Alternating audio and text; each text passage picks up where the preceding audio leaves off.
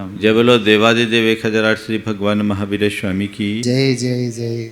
ऐसा परमो धर्म की जय जय जय। पूज आचार्य गुरुवर श्री विद्यासागर जी महाराज की जय जय जय जय। बोलिए परम पूज्य मुनिवर श्री प्रमाण सागर जी महाराज की जय जय जय। मुनि संघ की जय जय जय। एक गांव में एक हरा भरा पेड़ था।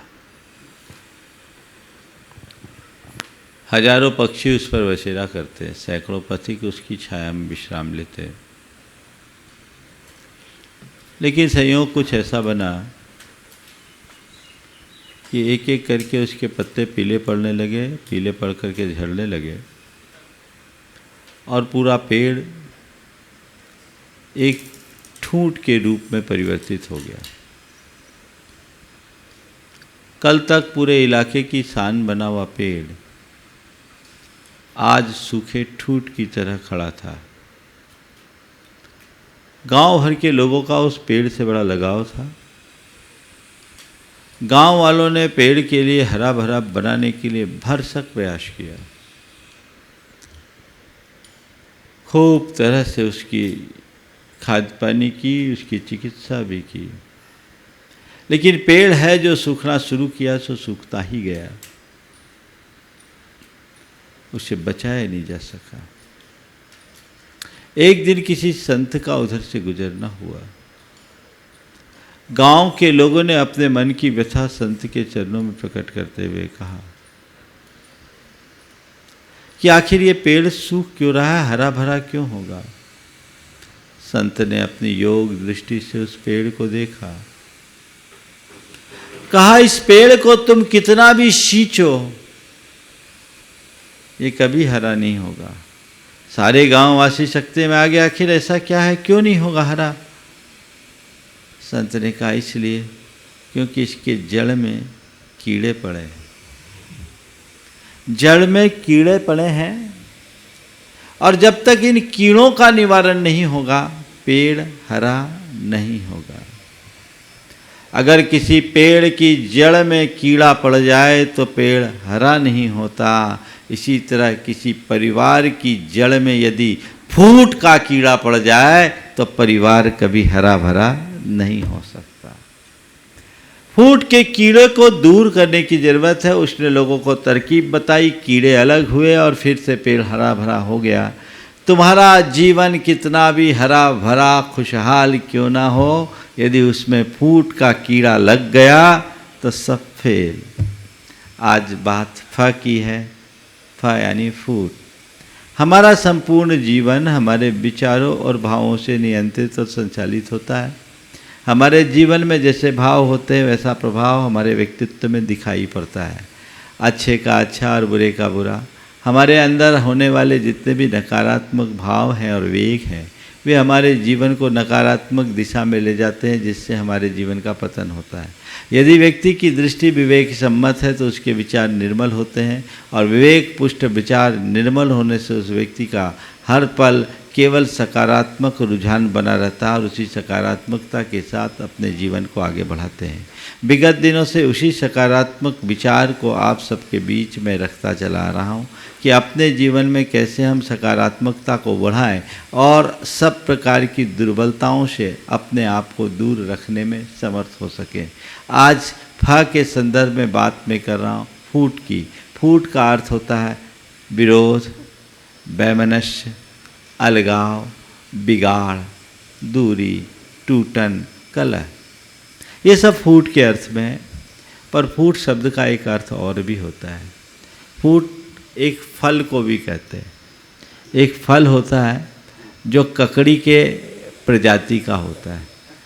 वो फूट पेड़ में लताओं में उगता है और जब उग कर के पक जाता है तो पकने के बाद परिपक्व अवस्था में वो फूटता है, इसलिए उसका नाम फूट है। लेकिन उसका स्वाद बड़ा जायकेदार होता है, लोग बड़े चाव से उसे खाते हैं। वो फूट एक फल का है, जो फल का नाम है जो परिपक्व होने पर फूटता है और उसका स्वाद होता है। और एक फूट वो है जो हर व्यक्ति के मन को तोड़ डालता है, फोड़ डालता है। बड़ी मुश्किल है। कहावत है, एक वन में उपजे सब जन मिलकर खाए।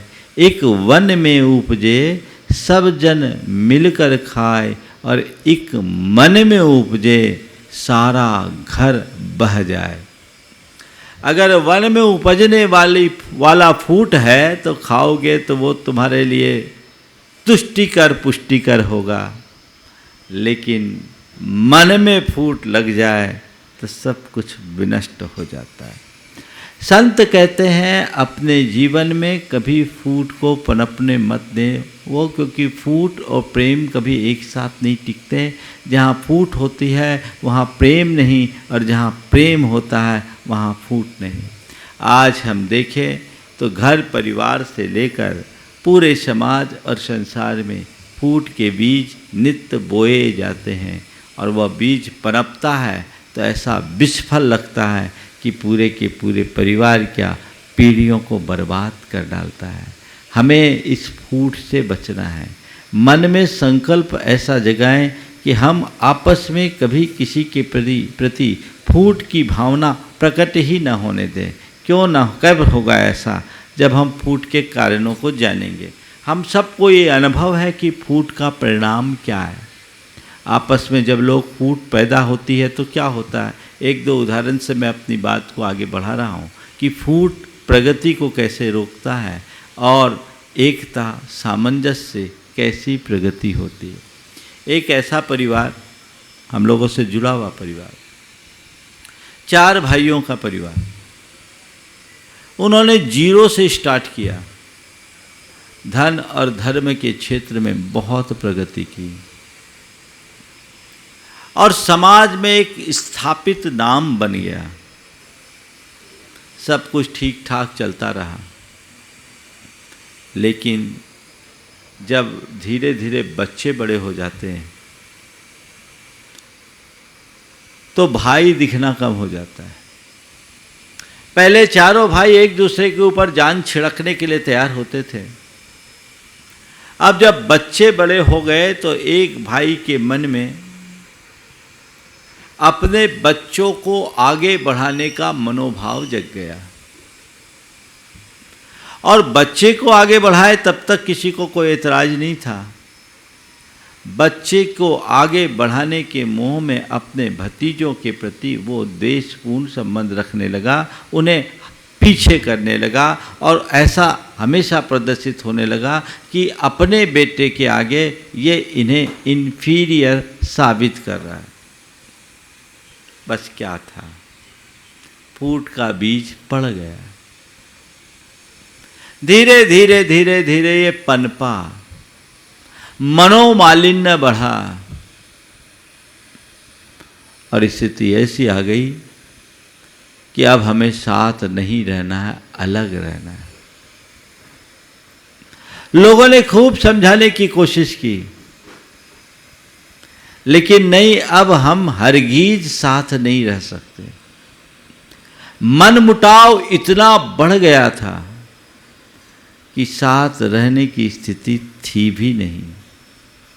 लेकिन क्या है, आप देखते हैं अंगीठी में जब अंगारा होता है तो उसमें ढेर सारी चमक और दमक होती है, लेकिन वही अंगारा जब अंगीठी से उचट कर नीचे आ जाता है तो उस पर राख की परत जमने लगती है। धीरे धीरे उसकी आभा, उसका तेज, उसकी चमक, उसकी दमक फीकी पड़ने लगती है, और कुछ देर में वो अंगारा बुझ जाता है, उसका मुख काला हो जाता है। अंगारे का वजूद अंगीठी में है, ये अंगारे को समझना चाहिए। लेकिन जब अंगारा उचट करके नीचे आता है तो उसकी दशा यही होती है। और वही हुआ, एक भाई जो अपने आप को उस परिवार का की पर्सन मानता था, अलग हो गया। बाकी 3 रहे, फूट था, फूट में एक भाई अलग हुआ, लेकिन जो काम साथ रहकर हो सकता वो अकेले नहीं हो सकता। धीरे धीरे उसके सामने कई तरह की परेशानियां आई। वो अपने बिजनेस को जिस तरीके से ग्रोथ देना चाहता था वैसा ग्रोथ न दे सका। नतीजा 1.5 साल में उसका व्यापार ठप पड़ गया। जो आगे बढ़ रहा था वो रुक गया, रुक नहीं गया, गाड़ी रिवर्स में आने लगी। उस समय भी लोगों ने, उसके मित्रों ने, शुभचिंतकों ने समझाया कि भैया देख अभी भी कुछ नहीं है, अभी भी आपस में राजीनामा कर लो तो कोई बुराई नहीं। लेकिन व्यक्ति के मन में जब अहंकार हावी होता है तो वो किसी की सुनने के लिए तैयार नहीं होता, क्योंकि अहंकारी टूट जाने को राजी होता है, झुकने को नहीं। उसे टूट जाना स्वीकार है, झुकना नहीं। नहीं, मैं तो ऐसे ही हूं। वो टूट गया सो फूट गया। एक उदाहरण ये है, फूट हुई, सामने वाला अलग हुआ और उसकी दशा खराब हुई। ऐसे एक नहीं, पारिवारिक फूट या भाइयों के फूट के नतीजे आप लोगों के मानस पटल में न जाने कितने उभर रहे होंगे। रोजमर्रा की जिंदगी में ऐसा देखने को मिलता है। कहीं फूट की स्थिति बनती है और उसे समय पर न संभाला जाए तो स्थिति भयावह हो जाती। दूसरा, जो फूट का बीज पड़ने को था, और अगर एक आदमी समझदार हो तो फूट को कैसे टाला जा सकता है, उसे वो भी बात मैं आपको बताता हूँ। एक परिवार में 3 भाई, तीनों भाइयों में बड़ा प्रेम था, बहुत अच्छे से रहते, साझा कारोबार, साझा परिवार। एक चूल्हे में 27 लोगों का भोजन होता था, सब कुछ ठीक ठाक चल रहा था। किसी वजह से छोटे भाई के मन में कुछ विकल्प आया। उसे लगा कि मुझे या मेरी पत्नी को कुछ कमतर आंका जा रहा है। कहा तो उसने कुछ नहीं, लेकिन उसके भावाभिव्यक्ति से बात समझ में आने लगी कि इसके मन में असंतोष है। बड़े भाई ने इस सब बात को भांप लिया और एक दिन छोटे भाई से बुला करके कहा कि देखो भाई, हम तीनों का आज तक बड़ा प्रेम रहा है और तुम लोगों ने पिताजी के बाद मुझे पिताजी की तरह सम्मान दिया। मैंने जितना बन सका सबको साथ लेकर चलने की कोशिश की। मैं चाहता हूँ हमारे परिवार में यही स्थिति बनी रहे। हमारा प्रेम जैसे पहले जीवंत था वैसा ही बने रहे। हम थोड़ी थोड़ी बातों में लेकर अपने मन में कटुता न लाएं। हम तो ये मानते हैं मैं हूँ, तुम हो या कोई और, हम तीनों एक हैं और कहीं किसी की बात हो जाए तो उसे स्वीकार करना चाहिए। मुझे ऐसा लग रहा है कि कुछ दिनों से तुम्हारे लिए कुछ तकलीफ़ है, लेकिन उसके लिए मैंने एक निर्णय लिया है। क्या निर्णय लिया? बोले आज के बाद से इस परिवार में कोई भी काम होगा तो तुम्हारे नाम से होगा, हम लोगों के नाम से नहीं। भैया ये कैसे होगा? आप हो बड़े भैया और सबसे पहले तो आपका नाम होगा। अरे भाई, भाई का ही तो नाम होगा, हमारा नाम हो या तुम्हारा नाम हो, किसी एक का नाम हो जाए चलेगा। मैंने इस तय किया है कि आज से जो भी होगा तुम्हारा नाम होगा।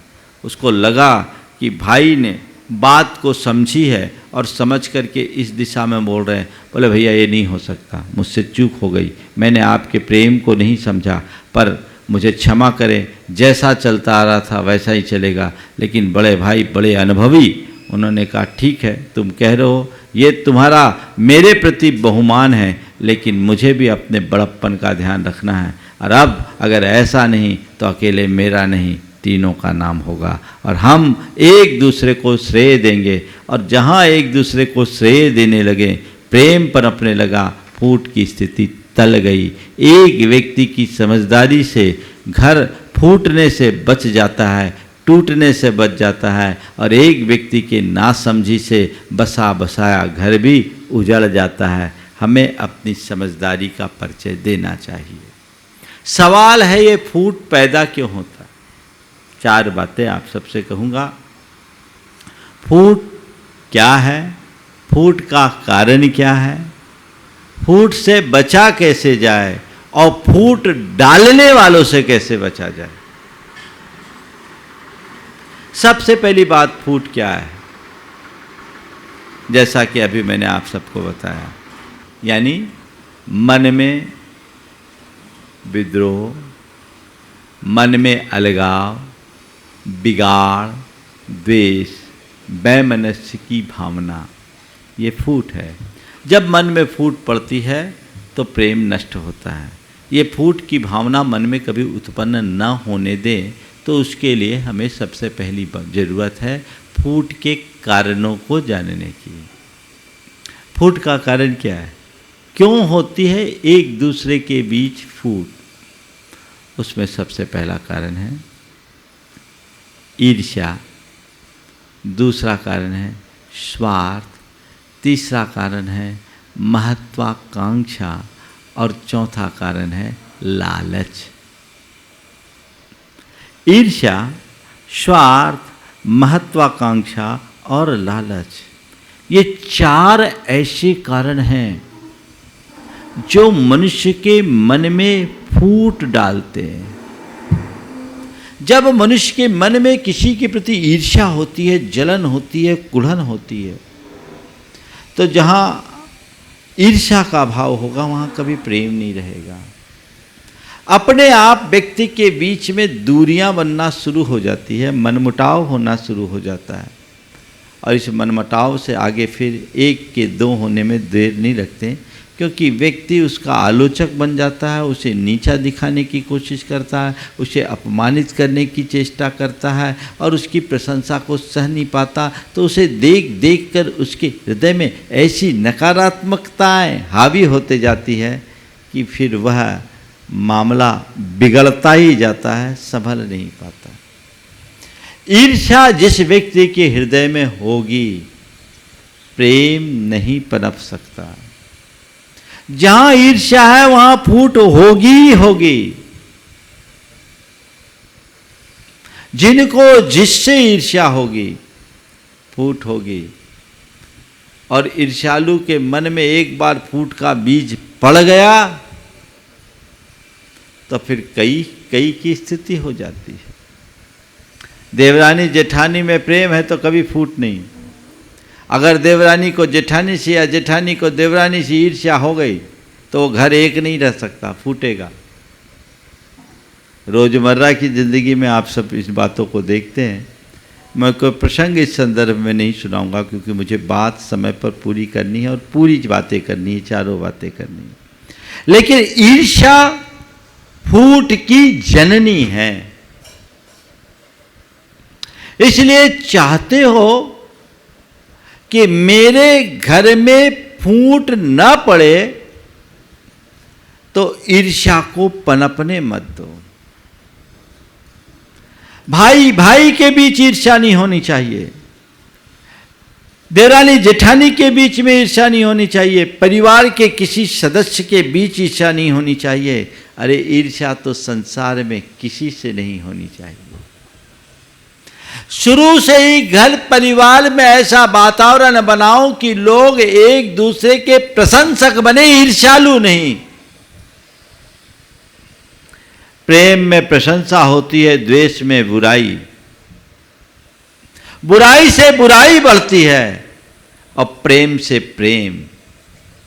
शुरू से ये बात होनी चाहिए कि हम दो हैं तो क्या है, हम चार हैं तो क्या, हम एक हैं, हम एक ही परिवार की शाखाएं हैं। ये भाव मन में आए तो प्रेम का विस्तार हो। ईर्ष्या कभी नहीं पनप सकती।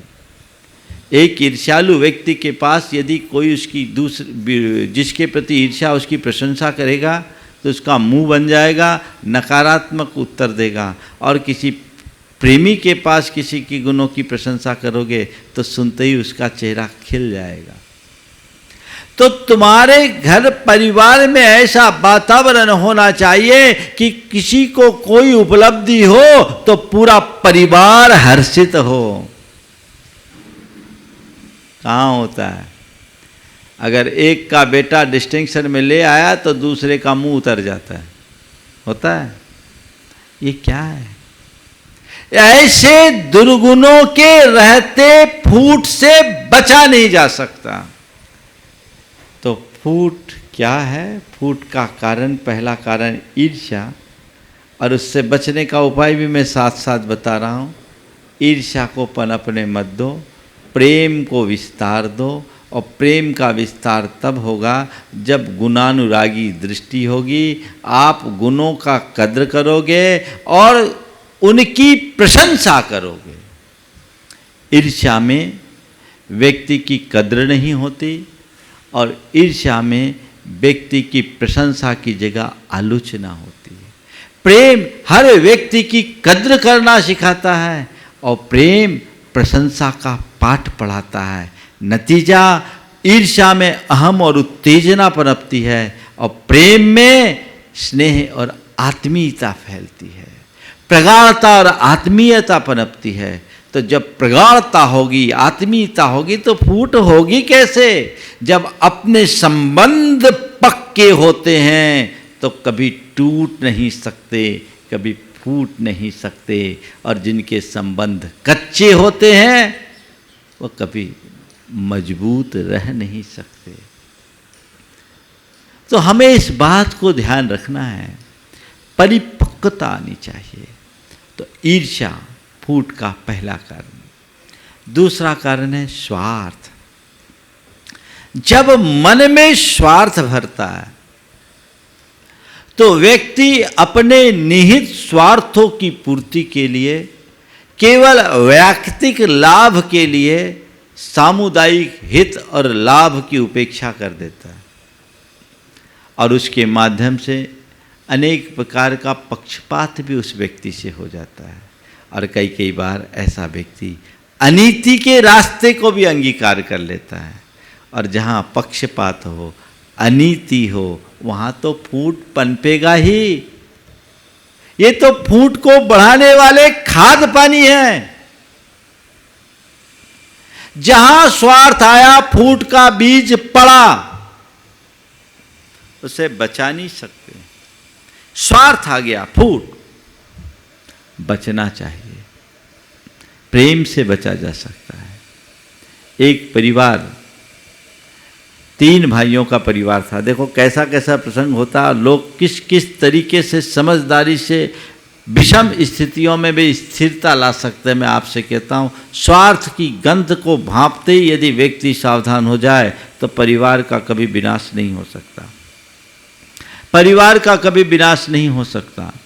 एक 3 भाइयों का परिवार, तीनों भाइयों में बड़ा प्रेम था। छोटा भाई एक नया कारोबार चालू किया। सब परिवार की पूरी सम्मति थी और सबको पूर्ण आज़ादी थी। किसी से कोई कुछ पूछता नहीं था, करता नहीं था, कि जो कुछ है सब हम लोग एक हैं और एकजुट होकर के सारा काम करना है, परिवार को आगे बढ़ाना है। और परिवार में इतनी उदारता भी थी कि कोई कुछ कर ले तो किसी के मन में किसी भी प्रकार का विकल्प नहीं होता था। छोटे भाई ने जो काम किया, उस काम में उसे जो सोचा था उससे ज़्यादा लाभ हुआ। भाइयों से उसने जैसा बताया, उससे अधिक लाभ आने के कारण उसके मन में लालच आ गया। उसने कुछ पैसे ऊपर से रख लिए और धर्मपत्नी को थमा दिए कि ये पैसे सरप्लस है, तू रख ले। पत्नी को बड़ा आश्चर्य हुआ। वो बड़ी धार्मिक, सदाचारी और गुणवान महिला थी। उसने कहा, आज तक आपने कभी कोई रुपये दिए नहीं, आज ये एक्स्ट्रा रुपये क्यों ला रहे हैं?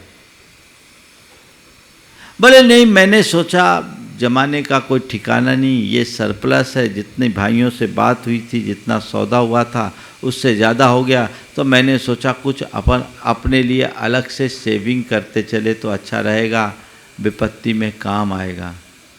तो उसकी धर्मपत्नी ने जो उसे समझाया कि विपत्ति में धन काम में आएगा, इसलिए आप अपने भाइयों के साथ झूठ का सहारा ले रहे हो। इससे अच्छा मैं आपसे यही पाठ पढ़ाती हूँ कि सारी जिंदगी भाइयों के साथ जुड़े रहो, विपत्ति कभी आएगी ही नहीं। आप ये स्वार्थ और लालच से प्रेरित होकर के आ रहे, धन हमें नहीं चाहिए। ये धन तो पूरे घर को फोड़ देगा, आज नहीं कल ऐसा होगा। और ये आज मैं आपको नहीं रोकती तो कल आपका मनोभाव और बढ़ेगा, और ऐसे बढ़ते बढ़ते बढ़ते बढ़ते एक दिन पूरा घर टूट जाएगा। मैं ऐसा नहीं चाहती।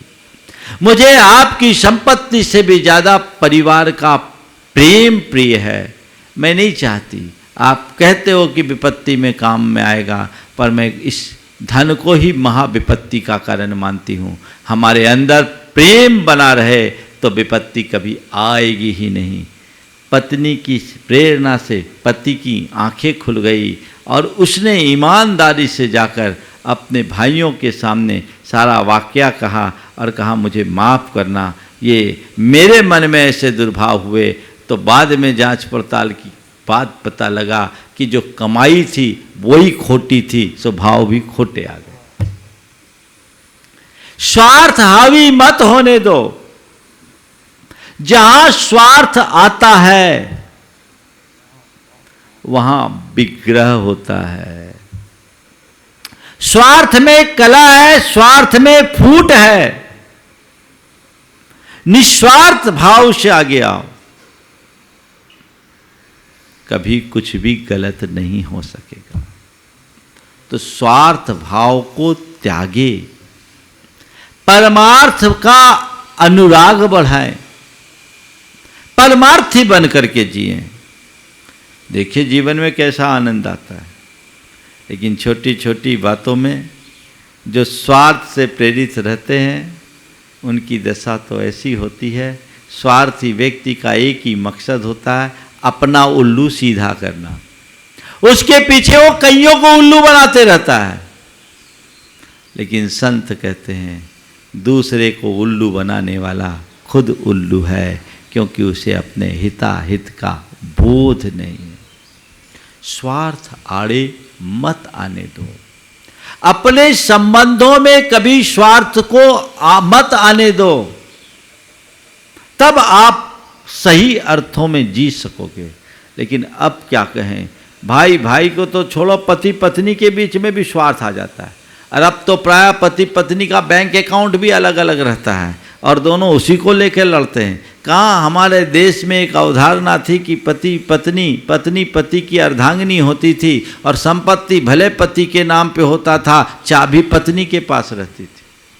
आज भी हैं कुछ में, लेकिन धीरे धीरे जब से आज की आधुनिकता का प्रभाव बढ़ रहा है, आधुनिकता के इस दौर में लोग मूल को ही भूल रहे हैं।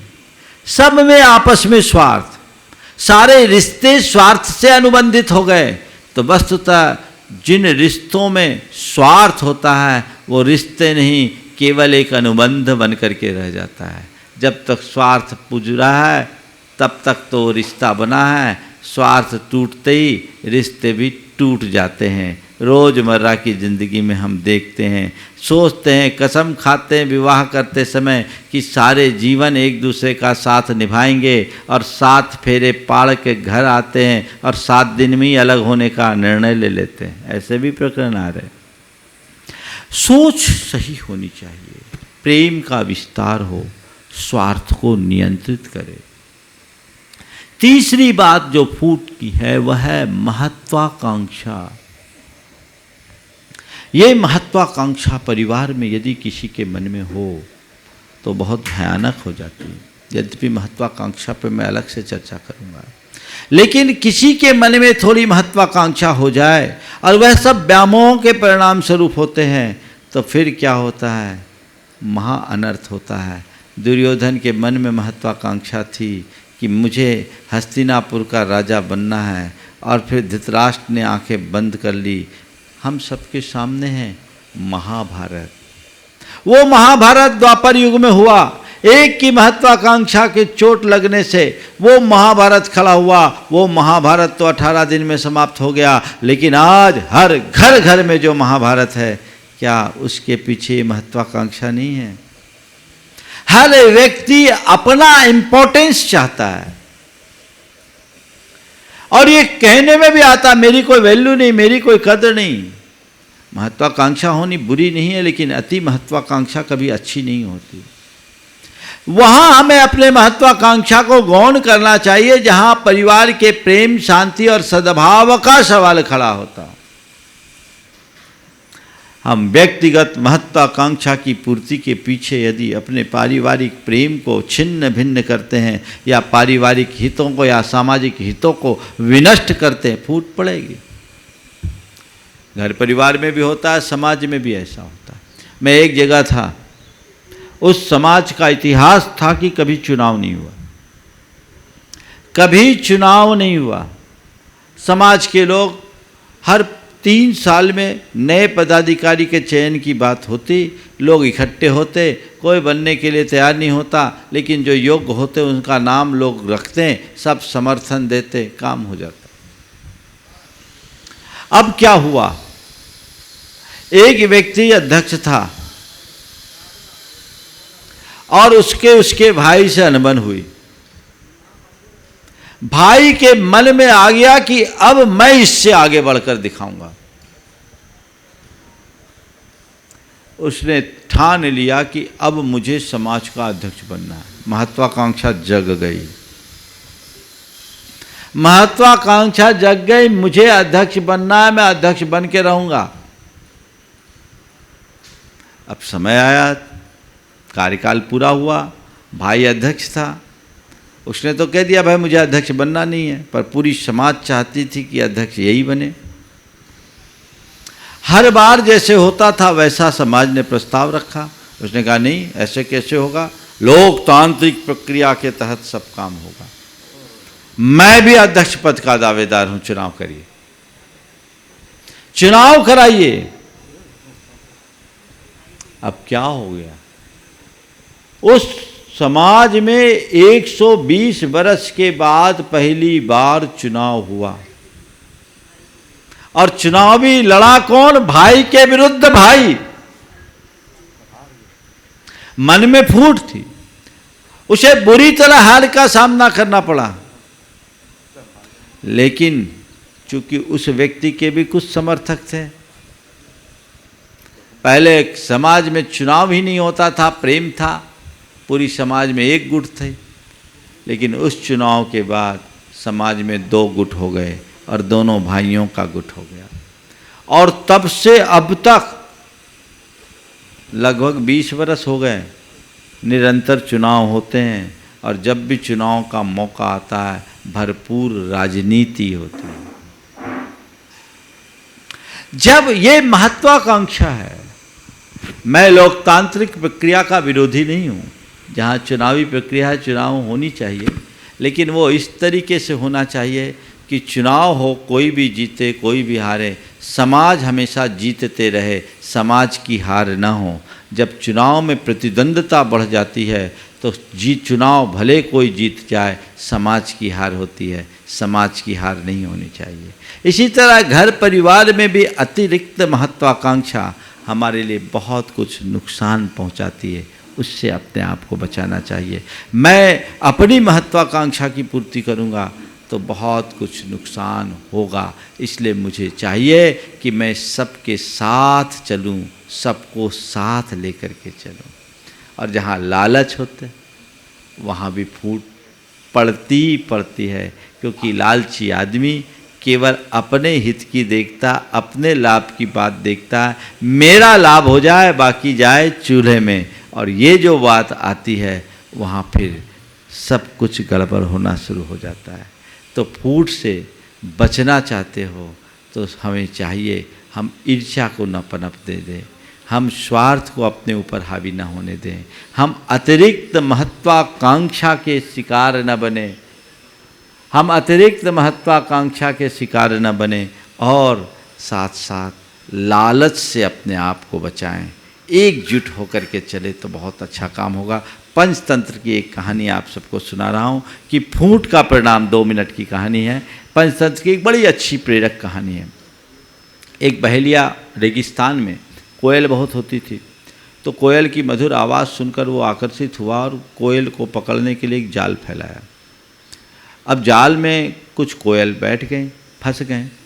जब सारे कोयल जाल में फंस गए तो बड़ी मुश्किल हुई। कोयल ने सोचा, कोयलों में एक जो उनकी मुख्य कोयल थी, उसने कहा देखो हम सब में इतनी ताकत है कि इस जाल को लेकर उड़ सकते हैं, और ये रेगिस्तान है, यहाँ हम चले किसी कांटेदार पेड़ में जाकर के बैठ जाएं, तो हम जब जाएंगे तो जाल ऊपर रह जाएगा, हम सब नीचे से निकल जाएंगे। सब ने तय किया और एकत्रित होकर के सब जाल समेत उड़ गए और उड़ करके एक नागफनी के पेड़ में बैठे, कैक्टस के पेड़ में बैठे, और कैक्टस के पेड़ में बैठे तो पूरे जाल ऊपर रह गई और वो लोग नीचे से उड़ जाए। अब बहेलिया रोज जब भी जाल बिछाए, ये आए इकट्ठे उड़े और चले जाए, इकट्ठे उड़े और चले जाए। सब कुछ ठीक ठाक चलता रहा। लेकिन एक बार ऐसा हुआ, दो कोयल में आपस में फूट पड़ गई। अब जब दो कोयल में आपस में फूट पड़ी, जाल में फंसे तो आपस में लड़ने लगे। वो जाल के भीतर लड़ रहे हैं। तो कोयलों का जो प्रमुख था उसने कहा, देखो ये समय अभी आपस में लड़ने का नहीं है, इस समय हमें एक दूसरे का साथ देने का है और हमें एक दूसरे के साथ यहाँ से निकलना चाहिए। चलो उड़ चले। हम क्यों उड़े, हम तो इससे। वो आपस में ही फूट करते रहे और मुख्य कोयल ने उन्हें बहुत समझाने की कोशिश की, नहीं तो वो तो कहा मैं तो चला, तुम्हारी जानो। और उसका नतीजा ये निकला, वो अपनी सारी शक्ति को आपस में लड़ने में खपा दिए और थोड़ी देर बाद बहेलिया तो इसी ताक में था, उन सब को पकड़ लिया, सब के सब गिरफ्त में आ गए। कहानी का सार केवल इतना सा है, अगर फूट पड़ेगी तो टूट जाओगे और एकजुट रहोगे तो मजबूत बने रहोगे। हम अपने जीवन को फूट से बचाएं और जीवन को हमेशा फलने फूलने दें। इस भाव के साथ समय आप सबका हो गया। यहीं पर विराम। बोलिए परम पूज्य आचार्य गुरुवर श्री विद्यासागर महाराज।